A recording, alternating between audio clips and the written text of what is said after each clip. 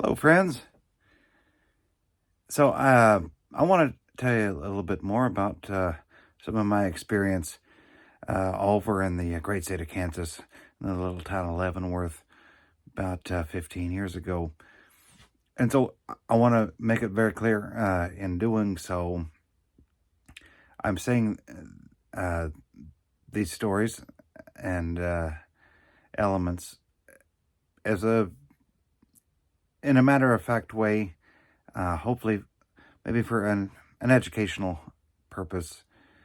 I am long ago, I became very much at peace with my experience and how it went, and I don't exist in a day-to-day torment or trauma. After a while, the elements of your story are just your story, and the journey that brings us all to where we are. And I learned a long time ago a way to feel okay. And I think okay is enough to get through your days. To feel okay about where you are is when you change from measuring the value in your life by how far it strayed from where it was supposed to go and how your life's journey was supposed to be.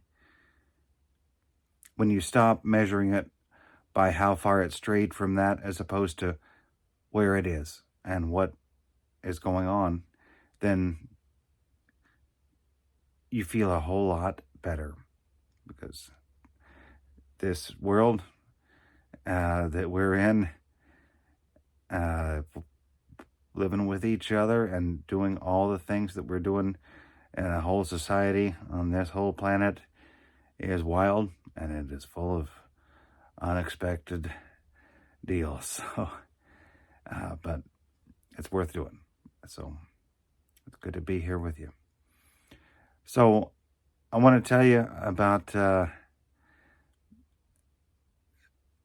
kind of instantly into some day-to-day existing of prison.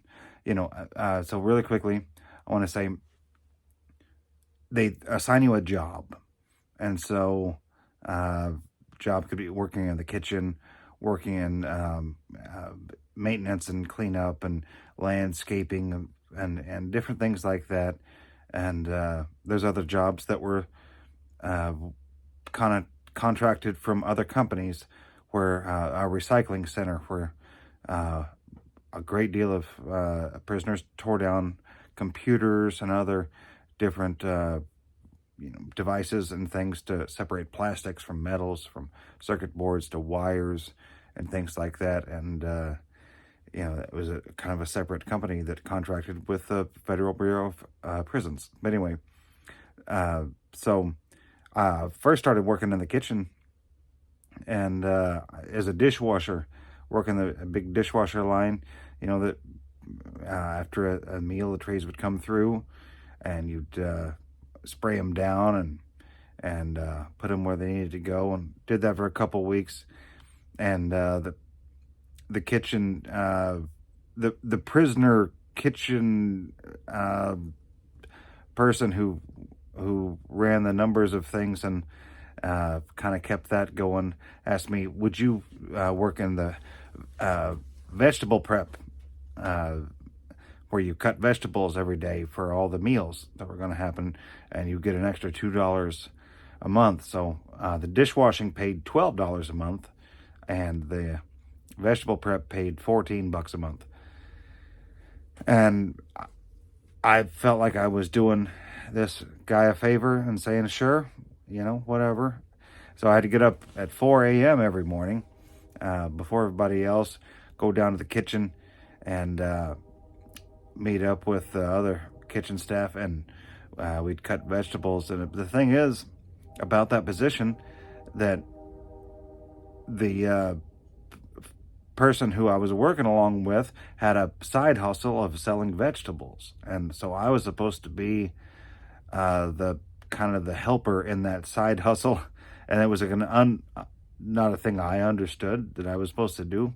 That I was supposed to sell green peppers and onions in exchange for stamps, which was the currency in the prison is stamps, and it was something that I had zero interest in being a part of, and I just sort of went along as well as I could and tried to do the right thing, and so I would give some people some peppers and some onions, and I'd get some stamps as a result. But I was basically supposed to not to tell on this other fella who had his hustle going, and so by working in the kitchen staff and those kind of positions, got the opportunity in the summertime to work on a crew that picked corn, and so there was a garden on the premises, and so it was actually more than a garden. It was crops, and they sold some of those vegetables to other prisons in the area, and so it was kind of a prison industry that in that particular place was able to make some money from selling corn, garlic, and some other things, and so around the summertime there was an opportunity for a couple 3 weeks to pick corn if you were a kitchen staff and you volunteered to do it, or if not enough people volunteered, they'd say, you're gonna do this. So my partner in crime claimed that the fact that he had to get up at 4 a.m. to cut vegetables for all the meals meant that he shouldn't have to go out in the afternoon and pick corn. Well, I also had to get up at 4 in the morning to cut the vegetables, and I was ready to do anything to get me out of that place and go out in the sunshine. I didn't care what time of day it was, so I was more than happy to go pick corn. So a day comes along, and my the head of the vegetable prep got pretty upset with me for saying that I could go pick corn even though I got up at 4 a.m. because it made it sound like he should also be able to do that. And I let him know that I don't think that anybody's calculating things like that, and he shouldn't have to worry. And so he took that as me not really giving a great deal of credibility to his concern. Now, keep in mind, we were among the only people in the kitchen that were assigned knives because we used them to cut up the vegetables. And they had cables, steel cables, to fasten them to the tables while we cut up our stuff so that we couldn't go running off with those knives and stabbing people. We could only stab each other. So he got very upset with me and made sure that I knew that I was in close stabbing distance because it made him feel like he was lesser of a man to want to get out of picking corn. And I existed in that capacity to say that one could pick corn even if getting up at 4 a.m. The most silly, ridiculous sort of thing that made me feel that I was going to be stabbed to death at that table having this inane conversation. So after this heated conversation, we sat and continued cutting our vegetables for 20 minutes. And he said, I'm sorry, Daniil, I shouldn't talk to you like that. These guys in here, they get on my nerves. And I just need to go read my Bible some more. And I said, oh, it's okay. And so that was a time that I internally thought this could be the end of the days. But it wasn't the case.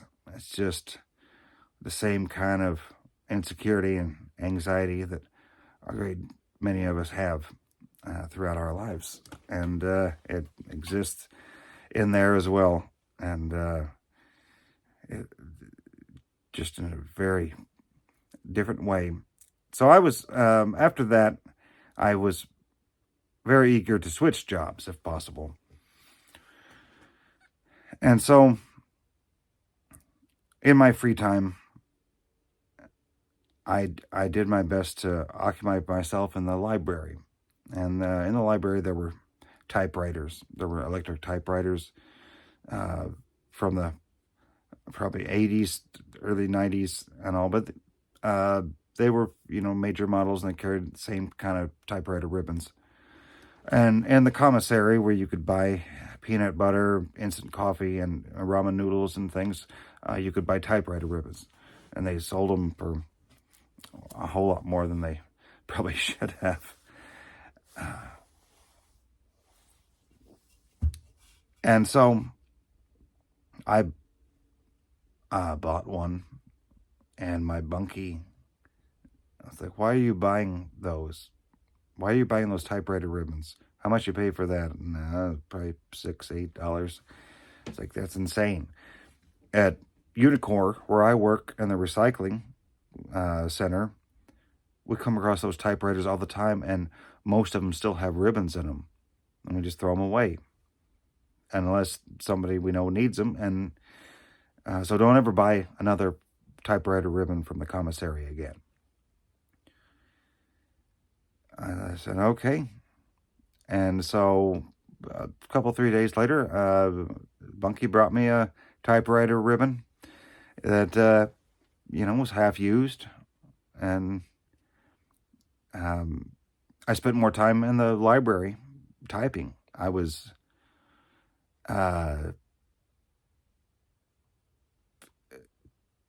typing some of my experience, some of letters to people, because it wasn't a large library, but it was a room, and it had 5 or 6 bookshelves of books, and 3 or 4 electric typewriters in them.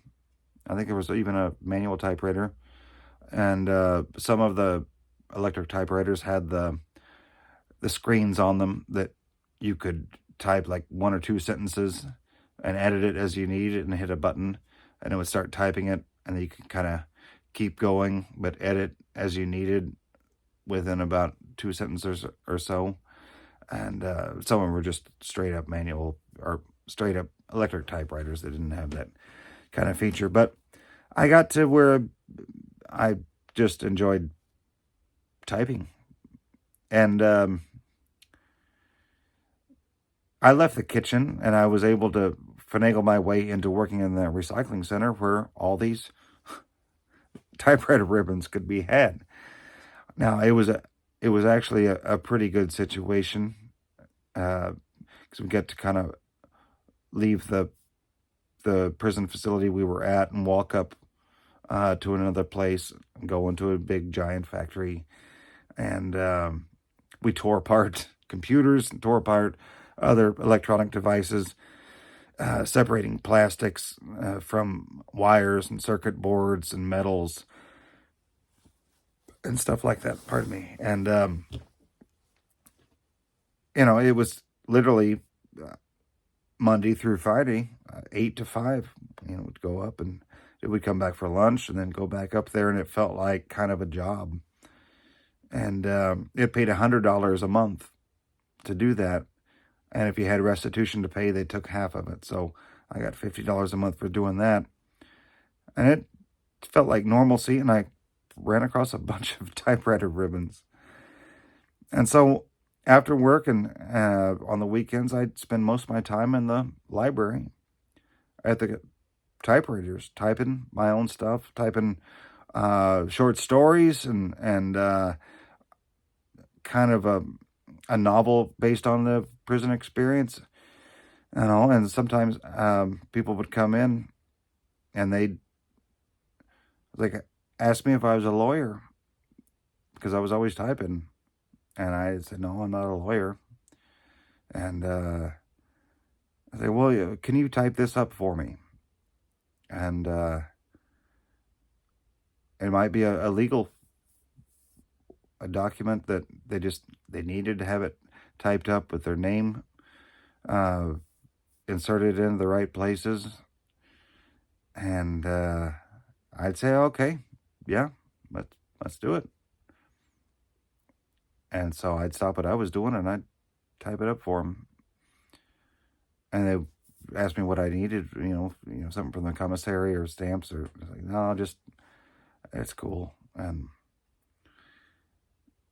it was just a good, nice thing to do for somebody that might help them out. I don't even really pay attention oftentimes to what it was. It was usually some grievance of being mistreated, which happened a lot, you know. And so kind of word got around, and I would get interrupted all the time for all the things I was trying to type. People coming in and asking me to type stuff for them. And I was good at typing. I learned in high school how to type, and I got a little bit better at it over the years. I mean, between high school and prison, I mostly typed on a desktop or a laptop, which wasn't a typewriter, but you kind of get back in the groove of that and figure it out. So I typed so much stuff for so many people, and some people would give me stuff, and even though it wasn't really a payment that I asked for, and people would look out for me, and I was the smart guy who could type stuff and not take anything for it and not be a jerk about it, and just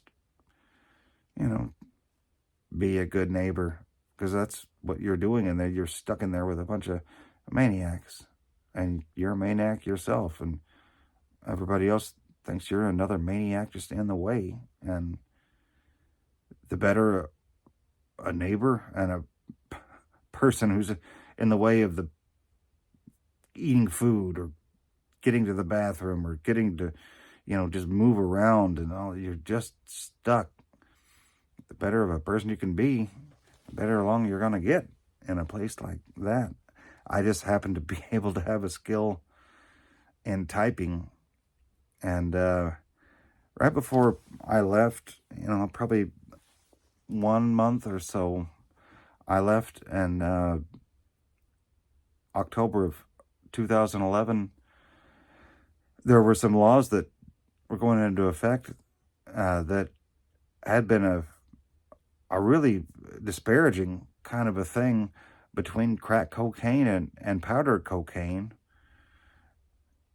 And the sentencing and punishments for those had such a disparity that it was considered something that needed to be corrected. And so people could petition to, be able to have their sentence reduced. And so for the last month that I was there was a form letter, so for some of these guys that had these really long sentences for crack cocaine, they gave me the form letter, and I plugged their name in, and I typed the stuff up for them that they could mail off and hopefully have some kind of reduction in their sentence. And, and I don't really know how it resolved, because I got released the end of October in 2011. But I think a lot of people did get out, and, well, it was pretty rough way to go to get up in there. I'm kind of glad that I was able to help some people out, and hopefully, make their lives and their families' lives go a little better, just being able to type and pay attention in typing class. So if anybody is thinking that learning how to type is not without its skills, you never know. So it's a pretty good thing to do. So hope you enjoyed this conversation here. I'll talk about some more things here before too long. Take care, y'all.